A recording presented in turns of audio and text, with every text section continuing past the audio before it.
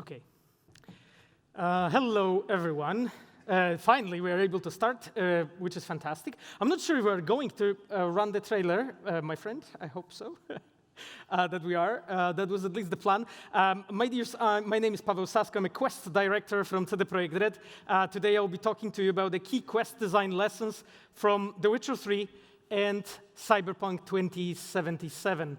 Now, we thought that it would be best to start it with running the Cyberpunk 2077 Phantom Liberty trailer. I'm not sure if it will be possible, but it will be awesome if we can do that. In the meantime, all the chums at the back, you can take a seat. That would be nice, of course, if you want to. You can stay at the back as well. My speech is pretty long, but I'll speak really quickly. Are we moving on, or no? I think I'm just waiting for a sign. Repeat after me. I, V, do solemnly swear. I, V, do solemnly swear. That I shall faithfully serve the new United States of America. That I shall faithfully serve the new United States of America. On behalf of all Americans, I thank you for your service. You know, taking that oath. Bad idea.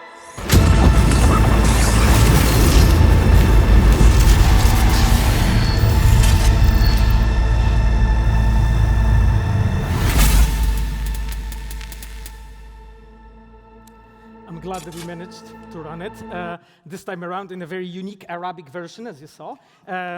Thank you so much, guys, for help with this, and I'm sorry for all the difficult questions, technical difficulties. It's not the first time that it happens to us, doesn't it? I will be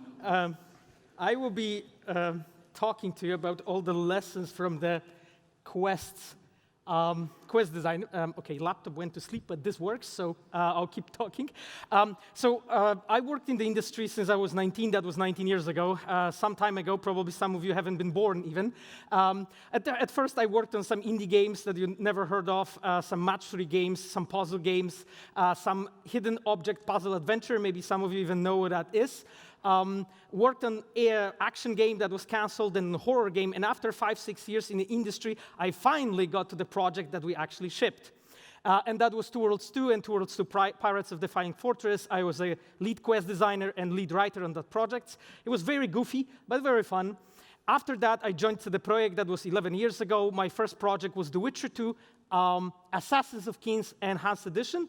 And then I worked on The Witcher 3 as a senior quest designer. I designed part of the main story and part of the side quests. I will be talking about them today. And aside of that, I became a lead of the quest team when we started working on Hearts of Stone and led the team through Blood and Wine. And then after those were shipped, I became a lead of the team on Cyberpunk 2077, where we designed the main story side quests, and so on. I've been also designing, implementing myself. And from that point on, I became a quest director and took over also open world and cinematic departments. Right now, I have almost 60 designers in the team, and I wanted to greet them from here. Now, obviously, I will be talking about Witcher 3 and Cyberpunk because those are the 2 games that I'm most proud of. And a lot of the examples that I will be bringing up will be from those 2 games. Now, unfortunately, to talk about the story, I'll need to spoil you some things. So if you didn't play Witcher 3 or Cyberpunk, I'm really sorry, you need to leave. I will try to spoil as little as I can, but to bring up the examples and maybe some anecdotes, it will be very difficult if I won't bring them up. Therefore, I will spoil some things. So today we'll be talking about like 7 different lessons, sort of lessons that I'm teaching inside the studio, like when we are onboarding new designers, but not even so new. Those are the things that I'm usually going with them through the process of designing the quests and the content for our games. And each of those points we'll discuss in detail. So at first, I wanted to start with something here that I call an engagement. And when we started designing Witcher 3, we actually didn't know what the game will be at the end. You know, that is something that you probably hear from a lot of developers.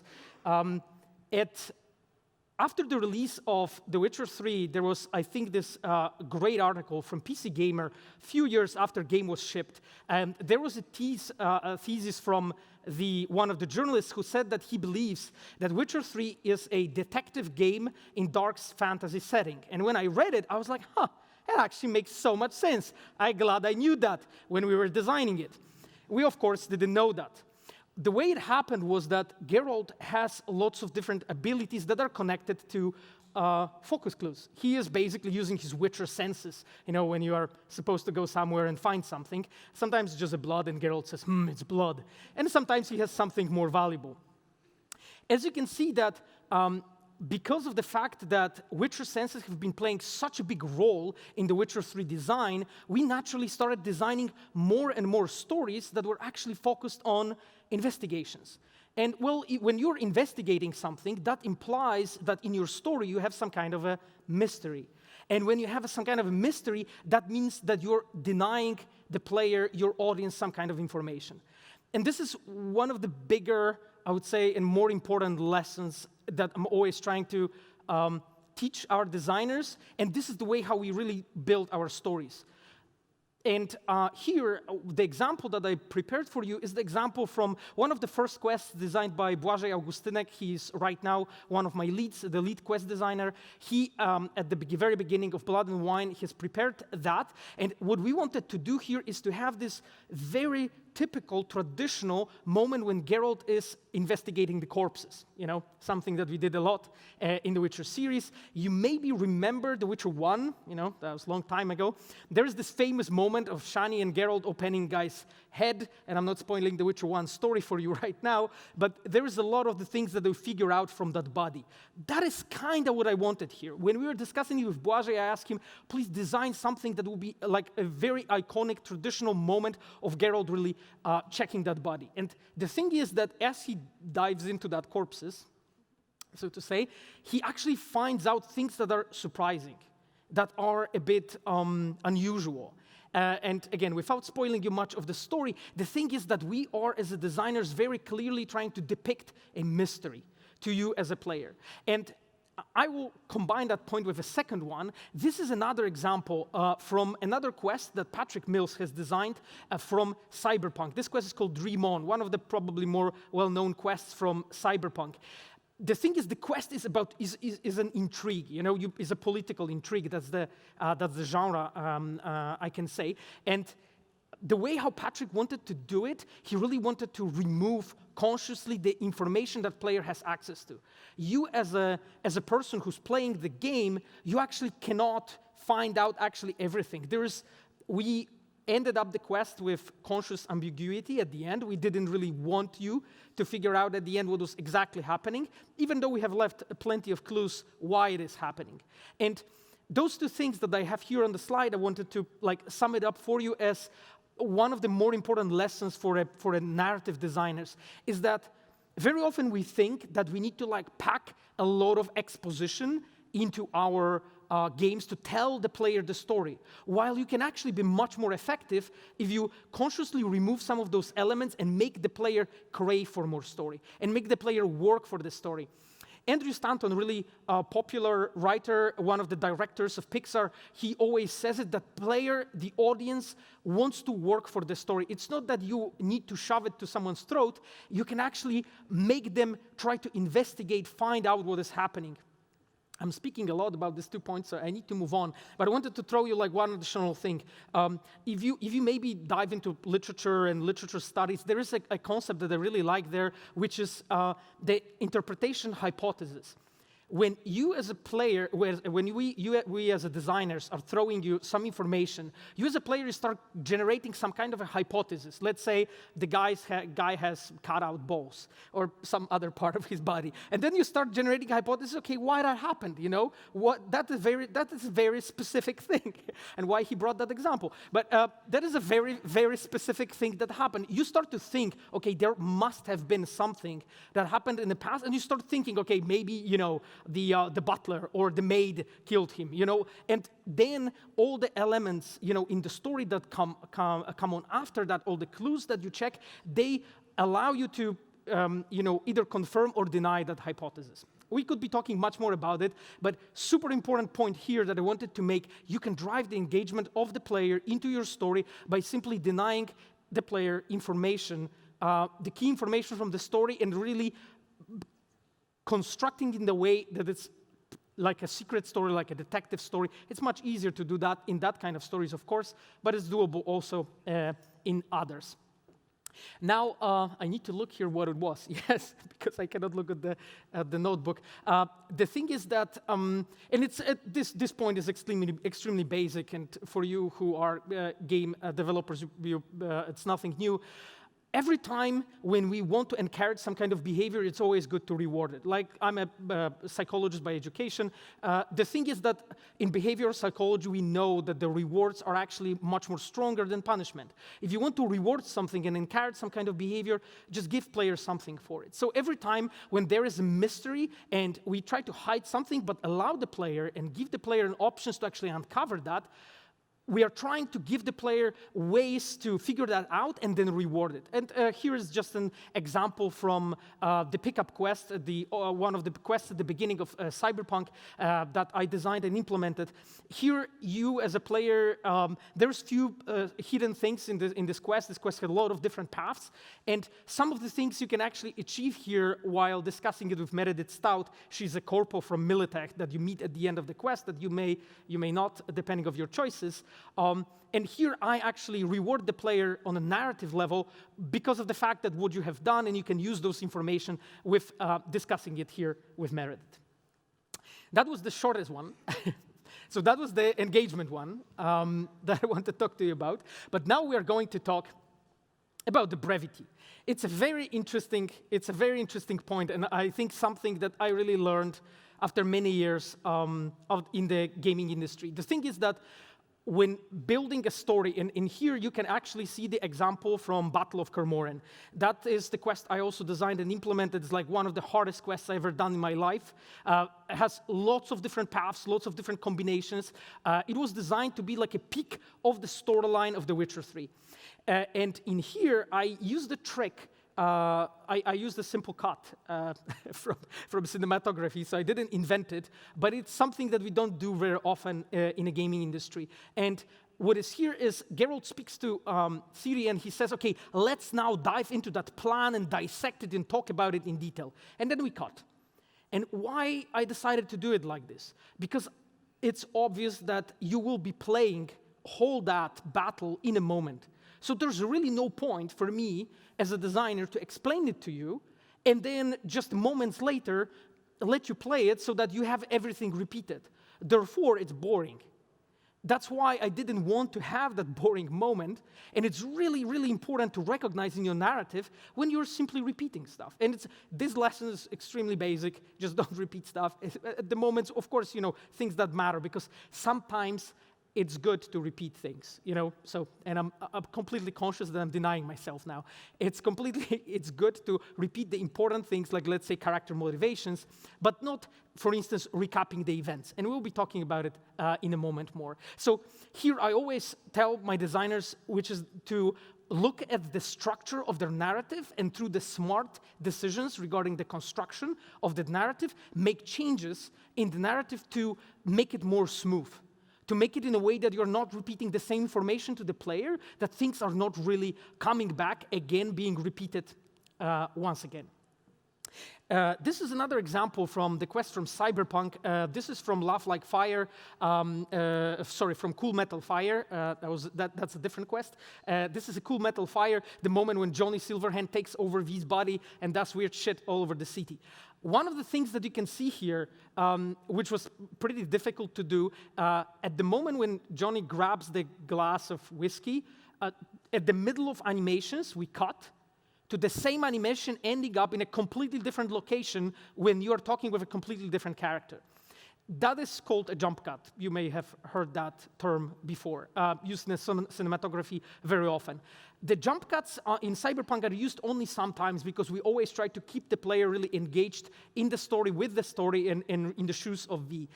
I wanted here to use the jump cuts to basically remove things that are boring and not needed for the narrative. Because here, when Johnny actually for the first time takes over your body and starts doing weird shit, and I'm not going to spoil more, I wanted to have this whole sequence to have almost a music video type of a rhythm. Maybe some of you have seen the Smack My Bitch Up teledisc from, audio video from Prodigy, I believe that is. So, it was banned because there's a lot of vomiting and a lot of nudity in it, but I really encourage you to see it. But outside of that, that was a reference point for me. When I saw that video, I was like, okay, I want to make the quest like this. And throughout that, you can see in that music video that, to the rhythm of the music, there are cuts as well, and action is moving all over the city. It's in the music video by Prodigy, we are like, accompanying the person who has a great time at night. And Johnny does kind of a similar thing here. Now, going back to brevity point, you can see that I consciously decided, okay, we are not needing completely this part of the story when you as a player are really just basically moving from point to point because it doesn't bring much. We are actually benefiting much more from having this almost a music-like, a music video-like montage almost on screen. And the third point is, and this is a very complicated one, but I'll do my best to explain. So this is a piece also from Cyberpunk, the moment when you are actually meeting one of the very important characters in the game, Takemura. Takemura here is leading you at the top of the building when you'll be doing a reconnaissance together. Now, what we had to do as designers is to do a lot of exposition, tell you a lot of the story, what is going to be happening, and so on. Throughout Cyberpunk, we learned things that I wish we would knew during Witcher, even though in Witcher we did it also in a basic form, which is that you can actually space out all your exposition into different forms and different scenes of a different weight. And again, it's very much connected to the kind of a game you're building. In Cyberpunk, you're always in first person, you're always moving around, you're always V. We never take the action, we never take the input away from you. The camera never changes, you are always in first person. But so we had to learn the ways how to actually space out all the narrative. And the way we did it is like, at the moment when you're with Takemura, you're driving a car, you're talking. Then you have a phone call, then you're walking together, then you're talking, then you sit down. And at the moment when we want to tell you the most important things for the character, this is the moment when you sit down and you have a focus on Takemura and on Johnny at the back with the cat. And you can see them in one shot, and afterwards you go on to the reconnaissance. So in all that section, we are actually very carefully taking a look into like what pieces of narrative should be delivered where. The thing is that when working on Cyberpunk, we had this great, I would say, theoretical investigation, I would call it, that our cinematic department did. And they created a theory called noise and signal.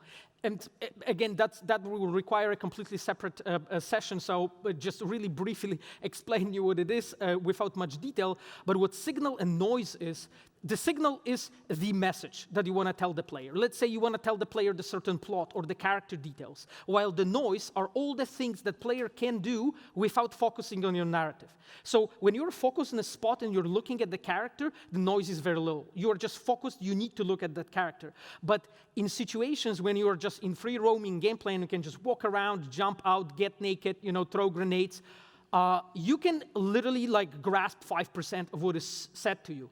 Therefore, we as designers, we need to know that when delivering the narrative, we need to be very, very deliberate when we are actually delivering certain points. The most important things are said when you sit down with Takemura, when the noise is very small. And the things that can be forgot by the player are spoken in moments when there is much more noise, and you can really do whatever you want. And the last thing, and this is the most advanced thing, I would say, this is the thing that we sort of figured out when we were working on Cyberpunk, again, I wish we would do that in The Witcher. We kind of did it in The Witcher, but very intuitively. And this is the skill how to actually move exposition from your scenes into your world. And, you know, it may sound a bit of wishy-washy, but I'll explain. Look at the example that I prepared for you. Here, Jackie and V arrive at the Konpeki Plaza, and they are greeted by an employee. And we just don't address few things here, but you can see that she has a certain attire, and that's, you know, kind of normal. But the other thing is, she has this golden skin. In this recording, that skin is really dark. In the game, it's actually rather like dark gold. And when you look at this character, you can see that actually in this world, it's really normal for the people to have a real skin that can be tinted gold. And for the employees of this hotel, it's normal that their skin becomes a part of their attire. And we don't tell that. Like, there's no dialogue that tells you that. There's no conversation about it. We simply do it in the world and let you as a player just experience it and see it. And, you know, maybe you figure it out, and maybe you ask yourself a question, okay, you know, why it is like this or why it's not. But it's there, it's moved to the world. And we do that in Cyberpunk a lot. Like when you go through the mega building, you can hear all those ads talking to you. And through the ads, through the television materials, through the radio, through the music, you can actually see what this world is about. What are the values of this world and the people living there. And that means you don't have to actually talk about it in your scenes. You can make the player really experience that. That is under the brevity lesson, because it makes your scenes much lighter. There's always this problem of, you know, us when we are building a narrative games, when you walk into the scene and, you know, there's a 40 minutes of cutscene. You know, just a scene that you cannot have do anything. So, you know, you just wash your dog, you know, make sandwiches and stuff, because literally there's nothing to do because the scene is so long. The thing is, like, what we always try to do is, like, keep the player engaged with the narrative. But of course, you know, the moment when player is bored like hell, it's not the way to do that. So removing things from the core narrative and moving more to the world is giving you exactly this. And you can achieve that really even with like really small games, indie games, and everything else. That would be the brevity one. So now we're moving to something more fun. And it's the third lesson, and I wanted to start with something really basic, really simple, something that you actually really have to sometimes remind the designers about, which is rule of cool. Lots of you probably heard about rule of cool, and you know what the rule of cool is. Basically, very often when you have new people join the team, and you know, I can observe that very, very often when people are actually slowly gaining an experience and gaining a skill set, and they're able to design things and so on. They're saying like, now I can design. Now I can really, you know, do it properly. And then you start, you know, slowly when things are stopping to be fun, you know. There's no lighthearted moments. There's nothing, you know, in the game that actually really make you smile. Both Witcher 3 and Cyberpunk had those moments. Cyberpunk maybe a bit less so, maybe unless you take into account the flaming crotchman. Those who played the game probably know what I mean. An example here is from the montage that happens, you know, after the prologue section of the game. Let's say the moment when you're on the dance floor with Jackie, who's, you know, having fun and just dancing. And at the beginning, we looked at it and we were like, you know, it looks kind of off why this character does it and so on. But then we thought, okay, you know, when we put it in the right context, it's actually kind of cool, and it makes you think that this character is quite awesome. There will be much more examples like this, so let me move on. The next thing is, the next example here is actually from the prologue, from Cyberpunk as well. You can see here Panam just standing in the prologue and enjoying the beer. She is one of the most important characters in the game, but you don't know that as a player. And in here you can just see her having an argument with someone, and that's really what it is. You know, you can see it's basically a build-up to the story that you are going to experience later as a player. Now, what happened during a production, there were like questions, people were asking, okay, but why she's just standing there with that beer? Maybe she should just, get into the car and leave and drive to the Badlands, to her clan of nomads, and then player, would naturally follow her and, see on all the possible issues and uncover, anything that can happen on the way, and it's lots of work for the designer to implement, and it brings nothing.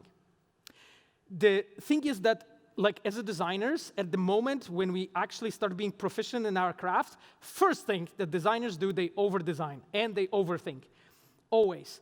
And it happens so often. Like, I remember one of the discussions with one of my leads, with Philip Weber. Philip used to bring up this example that, the parade quest in Cyberpunk that he built took as much time as making Takemura just get into his car and drive properly with all the possible destrous scenarios and arrive at the place. That one section cost the same amount of time as building the whole parade. And the thing is, this is absolutely silly. When you are facing that kind of a dilemma, that, okay, when I over-design this and, overthink it and make it, it's not fun anymore, because it's fun to meet Panam there and be like, holy shit, I could meet her. And this actually makes, complete sense. But, adding all those additional elements would mean that we wouldn't have time to do something else.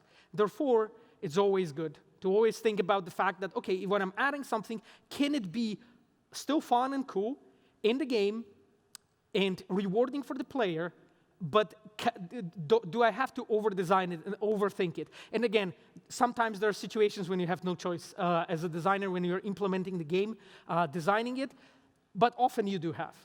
We are designers because we design. That's the idea, right? So we can solve those problems. And here's another example from the quest that I just bring up a moment before. It's another Cyberpunk example. This time around, it's the Cool Metal Fire.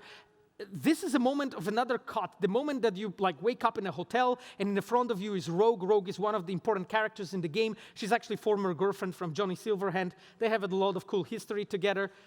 One of the things that I did here is the fact that I had to face the situation that V and Johnny Silverhand, they had to tell Rogue that Johnny's back in V's body. And that was really difficult to do because that's a large scene. That's a scene that really, imagine you going to your former girlfriend and telling you that Elvis is in your head.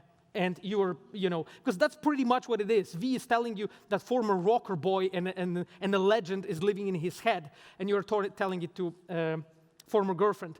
So I decided to do it in a way that you wake up here at the moment, and it turns out that Johnny actually told her everything, but you have an aftermath of that. And the fact that we completely skipped that moment, we can still have the close moment with the character when Rogue actually comes over to you later, looks into you, and so on. So we have this cool introduction of her, while we don't have to go into this really large exposition. And the thing is, because I, as a player, I already know all of those things. So just going over with the character and repeating it to the character brings nothing to the game. And the last thing in the fun section is one of the small things that I also implemented in the game is the option to basically adopt your own cat in Cyberpunk. Something that I completely hidden from the players, but I hid it in a way that will be pretty easy to find, but not too easy. And in that way, players treated it as a secret, and they were really happy to find it, and have basically the cat that does funny things in the apartment later if you have her. Because Nibels is a she.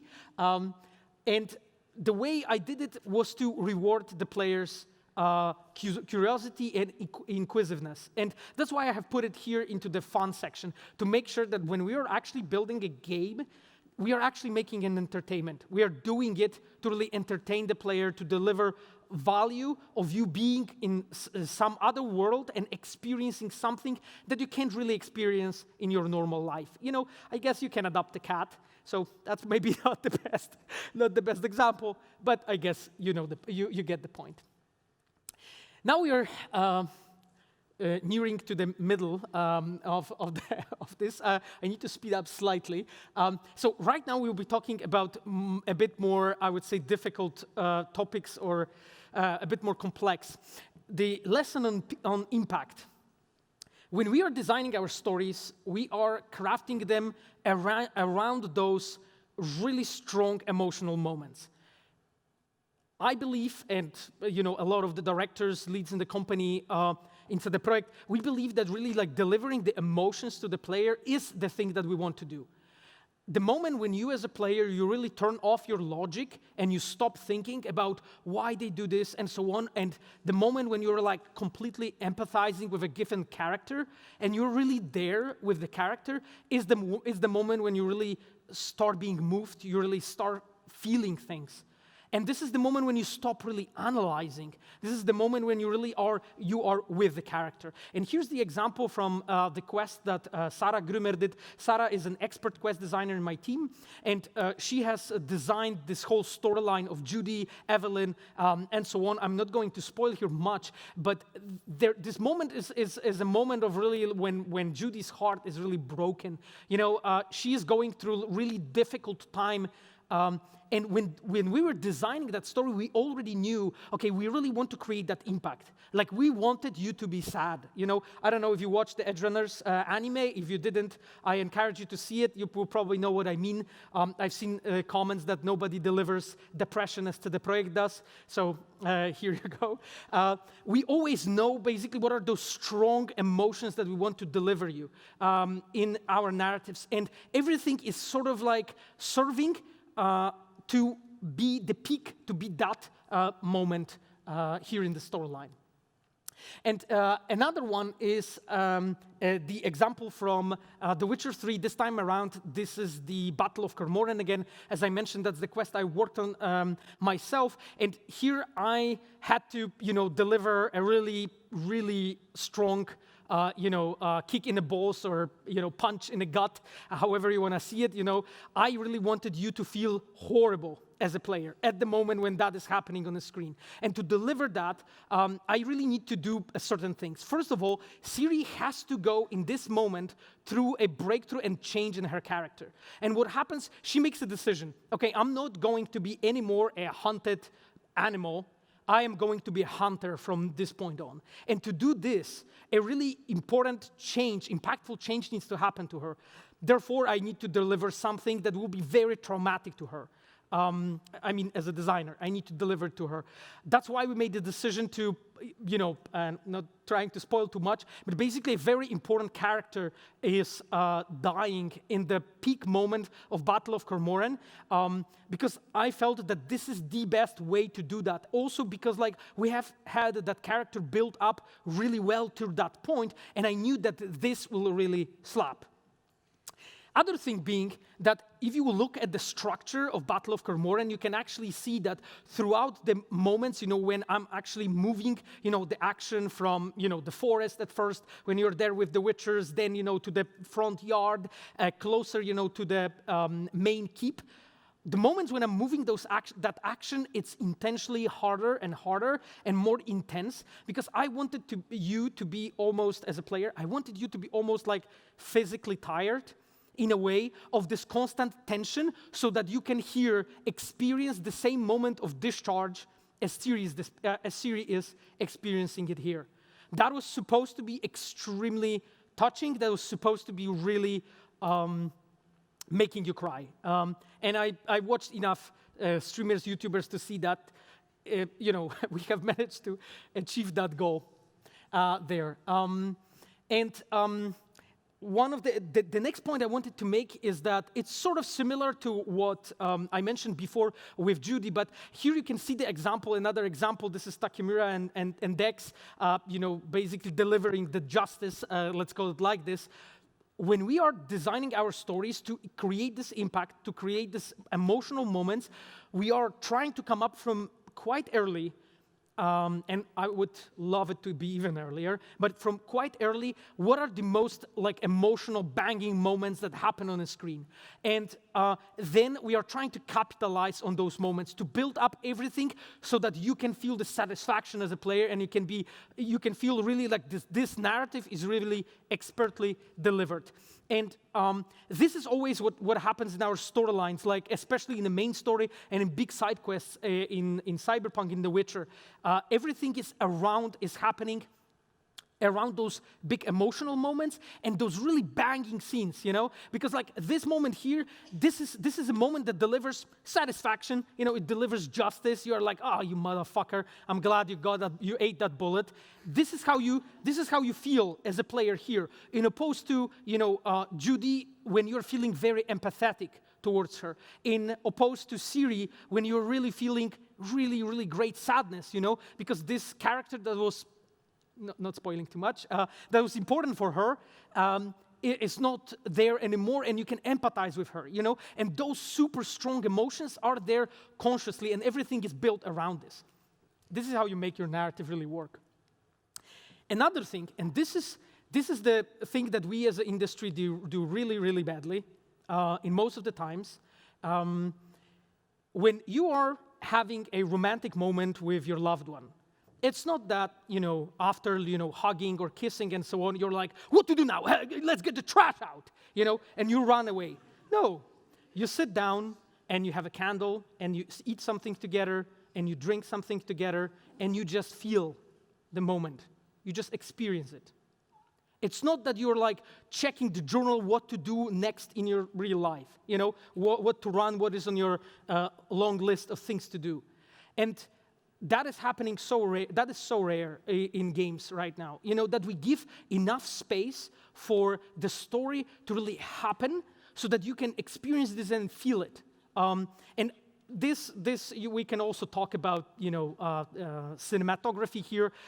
It's also not done that well there, however, much better than in computer games. In games, we really feel uncomfortable with being just maybe a bit relaxed, being focused on the characters, on emotions, on the moment. Here you have this very short GIF that I recorded for you, the moment when Judy is having a smoke after intimate moment with female V. And that's really it. You're just there together, she's having a smoke, looking at you, and there is a music at the background, and nothing else is happening. And very, very often, when things like that happen, I see that people are, and I'm talking about designers, not players, the designers are getting very uncomfortable about like, okay, so what to do now, because it's boring, it's maybe too slow, it's not built well enough. It's not really true. There are moments like, for instance, when you're with Kerry Eurodyne, when he is on the boat and he's, jamming on his guitar. This is one of the most beloved moments for this character. You're sitting there, he literally says nothing. The boat is sailing and he is just jamming on his guitar. Nothing else is happening. That moments are really, really important to deliver your narrative really well and give that impact. You will see that if you look at the YouTube, Twitch, those moments are usually those that really stay very strong with the players and convince the players that those characters are worth investing emotions in. And I pretty much spoken about the last point already here, but here you have another example that I prepared for you. This is a moment when you're basically hiding from a dust storm with Panam in like old shack, and when you are playing a male V, there is also this undertone of a flirt here when Panam decides, to put her legs on your legs. Just like that. There's nothing really more going on there. Of course, there is, because we want you as a player to start feeling, okay, she's telegraphing that maybe something is going to happen. But not much more at this point. She's being relaxed, and we are used to it as human beings. Like if you are sitting with your loved one, you do that to each other, probably. Because that's a normal thing that humans do. But we have it this is so rare in computer games. This is so rare. Like that almost never happens. Like there's maybe 5 examples, if I could bring up, from different games, from different scenes on those moments when they actually act like human beings that have emotions towards each other. And they act very naturally and normal. Anyway. I need to move on, but this is, as you can probably imagine, this is one of my favorite lessons, the impact one. However, now we're moving on to even more advanced ones, and I have 1 minute left, so those are gonna be the quick ones. Anyway, I can always move the deadline, right? So it's okay. So right now I want to talk to you about the consequences, choice and consequences in general. The thing is, this topic would require like 7 separate lectures, so I'm unable really to talk here about everything well. So I will touch only the most important points. There's lots more actually regarding this topic. One of the things I wanted to mention regarding like choice and consequence in narrative games is the fact that the consequences that are very, very delayed are the ones that are really working the best on the player. When we are constructing the narrative, looking for those consequences that come up really late are the best. You know, players keep on bringing always, I think she was called Tomira from Witcher 3, the one that you save in a White Orchard, I believe, at the very beginning, and then later you have her husband or someone like that, grab you and talk to you close to Nilfgaardian camp. Situation like this, players were mind blown. Holy shit, this character remembered about this. The thing is, it is to deliver, it is fairly simple to do, but you need to remember about this when you're designing your storyline and crafting it and implementing it. Here we have another example that I brought up. This is the moment when you're going to the Tottentans, and you can see Dum Dum there. This is the quest, Second Conflict, part of a storyline of Kerry Eurodyne that I designed for Cyberpunk. And this is actually showing you the consequences of the choices that you have made in the pickup quest at the very beginning of Cyberpunk. This is really, really far away. The way I did it, and again, it's maybe a hint or a suggestion to all of you who are maybe devs already, when you are actually creating a storyline and implementing the game, it's very, very good when you have your designers have content distributed among them in a way that they have pieces of main story and pieces of side quests, because they will effortlessly and naturally find connections between the content that they are making in the main story and that side content. And that has happened time and time again. In many games that we have made, that it always really works well, because of the fact that you are working as a designer on these few pieces of content, you're like, oh, I remember I have this choice in this one quest, I can actually show consequences here. What it does, it removes the dependencies. And here before there was a great producers panel that you can hear about it. You know, dependencies is one of those things that we throw around in gaming industry. This is the moment when you have to ask someone else from some other team to do something so that you can have those consequences reflected. It's so much easier when actually that content belongs to you, so you can make it like this. That's why the way we do it, just to make it a bit more effective for us as a designers, we distribute the content among designers, so when they work on a part of a main story, they also have some kind of side content so that they can connect them together if they feel like this. Another point here, and this is even more complicated, I think it's a bit more for the devs really, is that when you are creating a scenes, and in here it's an example of Meredith Stout, the similar example that you saw just before, she is here, but her scene actually has lots of different variants it can play through. The thing is that I am tracking all of the choices that you have made throughout the whole quest, and at the moment when you meet her here, she will actually reflect on all of those choices. Some of them in a minor way, some of them in a more major way. And the puzzle-like structure, as I call it here, inside the scene is really, really useful for that. It really depends, how your tools are, of course, constructed as from the design standpoint. But I really encourage you that when you're building a narrative, inside one scene, of a character, when you're spending budget already on the character, on lighting, on location, that you will have all of those different consequences tracked there in the scene, and the character will reflect, even in a minor way, on what you have done. Here's just basically a different variant of that scene. Here you actually see Anthony Gilchrist. Depending on the choices that you have done in that quest, there can be a completely different guy, and not going to spoil more, but his scene also has multiple different variants that it can play through. And this is yet another way how you can do that. You can combine those two approaches. You can, of course, give the player simple consequences. There's either a guy or a woman, very clear distinction. They are different people, kind of clear and easy to see, but they also say different things. They also approach from different things. Even though you're using almost the same budget to make it, Because it's the same location, as I mentioned, same lighting, a lot of the things you're reusing, you can actually make those consequences work and make them visible on the screen. But again, this is applying to non-linear, narrative games. I think that indie can apply this pretty well. In the structures, also like a bunch of games already does it. And the last point is, so that it is a bit of a shameful example.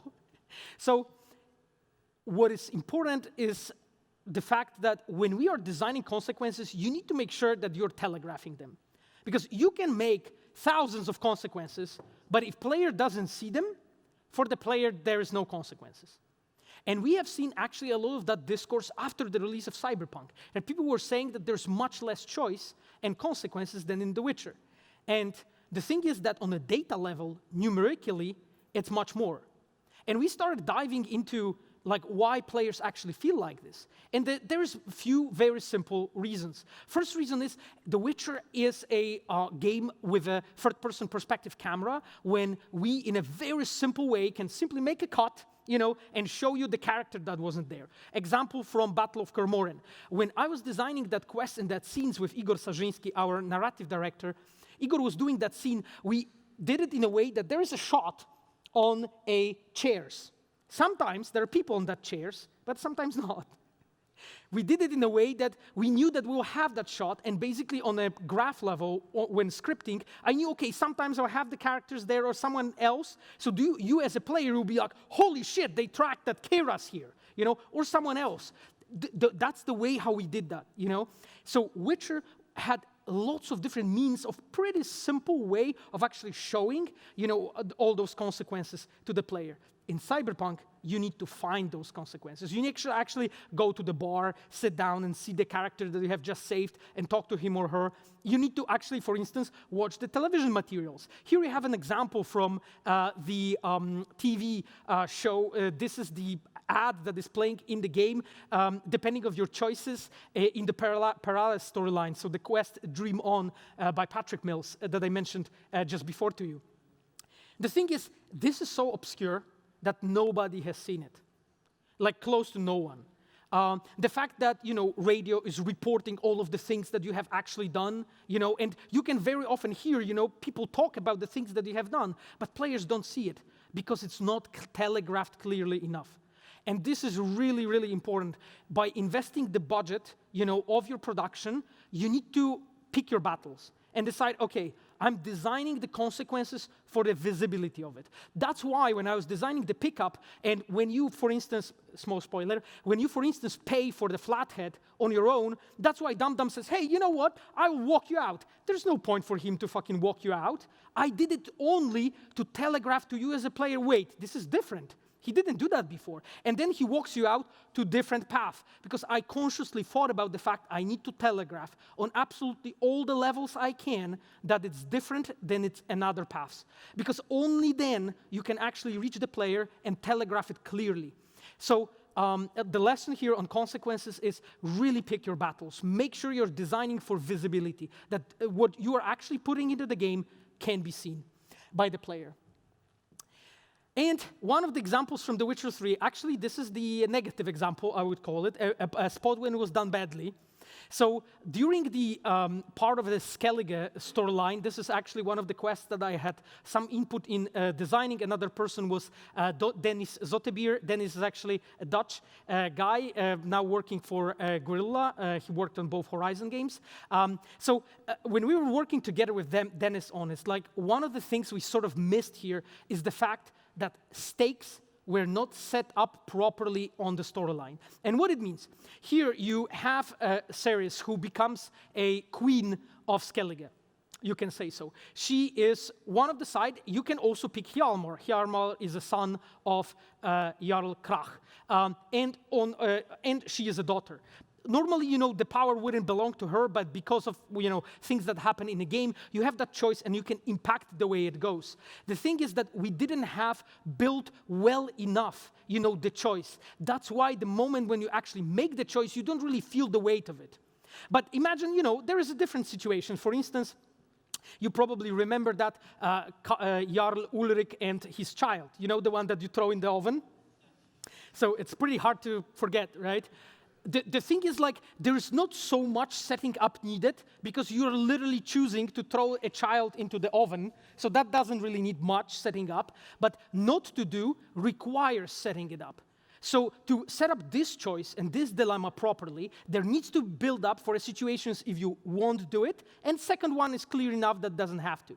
The thing is, in this case here, with Ceres and Hjalmar, it wasn't. The lesson here is when you're making a choice, make sure to set up the stakes properly. The player knows what they are choosing between, what are the options really, and what those options are, what will happen. Okay, well, we are almost done. I'm quicker and quicker with this. So now we are going to talk about like one of my favorite ones, and you'll see how unhinged I am. So the lesson on novelty. When it comes to novelty, you can probably recognize this quest that is here prepared for you as an example. This is the Sinnerman. I remember when my designer, Przemek Tarczyński, came to me telling me that he would want to do this like a brain dance group who wants to record a crucifixion and recreate it. And I was so excited. I was like, that's perfect, let's do it. He gave me the design, and design was actually about meeting the guy and meeting different people in the world that he has like done bad things for, and then you were basically at the end delivering him, Joshua, to the Braindance studio, and the quest ends. And I was like, wait, where's the crucifixion? Like, where is the crucifixion? Like, I want to see it. And this is really, really important. Like, when we are actually building a storyline about something, like, for me, it's, I don't know the good English word for it to call it, but it's like, you know, the moment when you have a gun with a fake bullets, you know, sort of like you're loading that gun and it doesn't shoot, you know. There's this moment that you're preparing the player, you know, and the guy, you know, there's gonna be crucifixion, there's no crucifixion. You know, that is not the proper way to do the storytelling. That's why one of the things that I always tell my designers is like, okay, if you have an interesting idea that is, you know, maybe crossing the boundaries, maybe touching some topics that really need to be carefully examined, make sure to carefully examine them, but really focus on it. Don't do it in a way that you have an idea, but you focus on something completely different.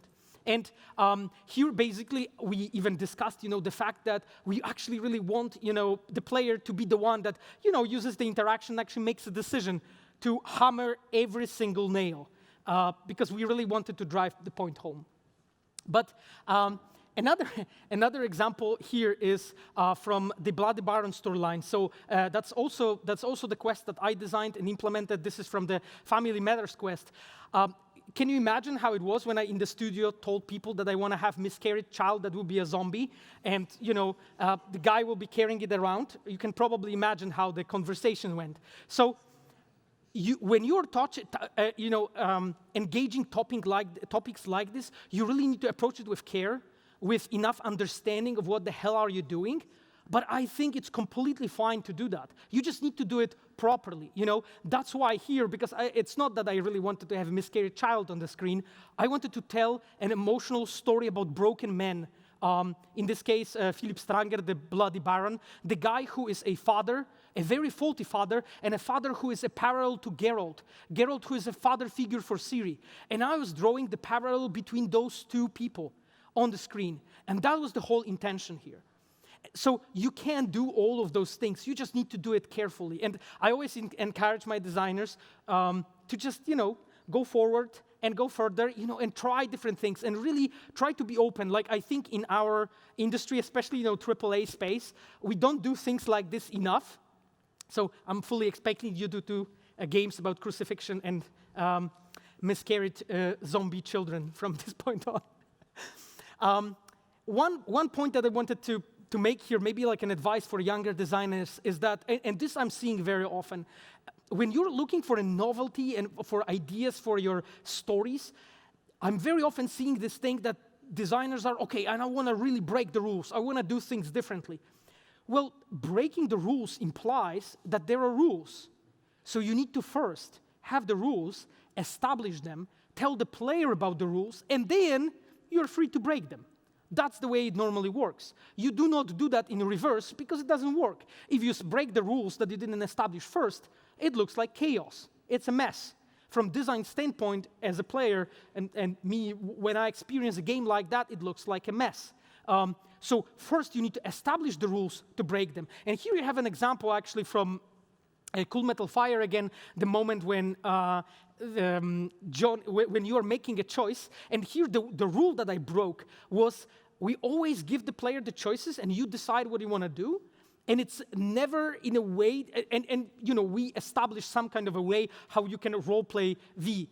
And here you make a decision to basically take one of the pills, but then, you know, Johnny, who's in control of your body, he makes a decision, no, I'll actually, on top of the pill that you want to take, I'll take a medicine as well that will basically make me stay in the control of your body. So I wanted, as a player, I wanted to create this feeling in a player of like, holy shit, what the hell is he doing? I gave him my body, and he keeps on taking those pills, and I'm not in the control. What the fuck is gonna happen at the end? So, and that is a reoccurring trend throughout that quest. But I could break that rule because that rule of player and V being in control was established first very well. Oh yes, so this is the most painful one. This is the most painful one. So this is the example from the Braindance quest, actually from the very beginning of Cyberpunk. I was one of the people, and one of my designers, Rafał Jankowski, we were designing and implementing the mechanics and prototypes for the Braindances. We have designed it and implemented in a way we wanted to turn the Braindance into actual like investigation mechanics. And of course, you know, there was a lot of references, like for instance, Batman, you know, of course, comes to mind, you know, and a few other games that we looked into when doing that. We really wanted to depict that element of the lore in the game. So here, you know, we made lots of different prototypes of the Braindances, and well, you know, all of those prototypes at the beginning were very shit. You know, they were really bad. They were not really playable, they were not really intuitive, they were not really good, to be honest. The UI was not really clear. There was lots of issues with that. So we, you know, get back to work. We started cleaning things up, you know, clarifying it, setting clear rules, working with our UI team to get it, you know, in a much more understandable way. Why I'm telling you that? Because sometimes I'm seeing that, and more than I would want, that, you know, sometimes we as a designers, and I'm talking here about gaming industry more, we design things so that we can go and make a speech about it on GDC or SIGGRAPH, you know, rather than having it as a part of cool and enjoyable part of the game. So if you have seen that, then you probably know from where it comes from now. Yes, so that was the novelty, and this, and now will be the last one, and this one is the shortest one, which is the effectiveness. Few small advices and things that I have seen or learned throughout the years. First of all, it's really, really good if you know actually your teammates and you know what they can do and what are their strong sides. Here's the example. The example from Like a Supreme. Like a Supreme is a part of the quest of Kerry Eurodyne storyline. There's a moment in the game when you're actually putting together a samurai band, this legendary band that Johnny Silverhand was part of, and you can actually play that banging concert on screen. You can actually be there, really, you have like lots of, a few different interactions during that, and so on. And when I was designing that quest, I really wanted to pull off that concert. By the way, in Witcher 3, the concert of Priscilla, you probably remember that, in Kingfisher Inn. That's also something that I designed. I worked on it with our wonderful composer, Marcin Przybyłowicz. We wanted you to cry, and I've seen on YouTube that you did. Good job. But here, basically, in Like a Supreme, I really wanted to recreate this feeling of a concert, but in a completely different way. I wanted to make you feel like really like a rocker boy or rocker girl on the stage. So the way I did it, I knew that my cinematic designer who's working with me on that quest, he's actually a guitar player, a bass player. And my animator is actually a bass player too. What a coincidence. Michał Brzeźniak and David Cordero. Those two guys really helped me a lot with that because I knew that I am designing for the strengths of my team. And this is really important. Like when you're working in a huge studios, this is something that is very difficult to do, really to know exactly all of the people that you're working with. When you're in a slightly smaller teams, it's easier because then you know what are their strengths. And when designing the game, when designing the storyline, in this case, of course, but that applies also to features and such, you can actually play to your own strengths, and design the things that actually other disciplines can shine. In this case, I knew that if I will actually design this and create that, I know that the cinematic design and cinematic animations will go completely bonkers here, and it's gonna be an amazing moment.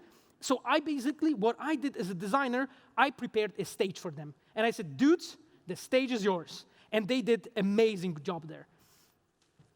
Another point here is another point here of also like maybe an advice of like how to work with the in the bigger teams is that it's always really good to know what the hell other designers are working in your team. Now, as I brought before, like in my team, I have almost 60 designers, almost 20 quest designers, almost 20 cinematic designers, and close to 20 open world designers. All of those are responsible for creating content for you.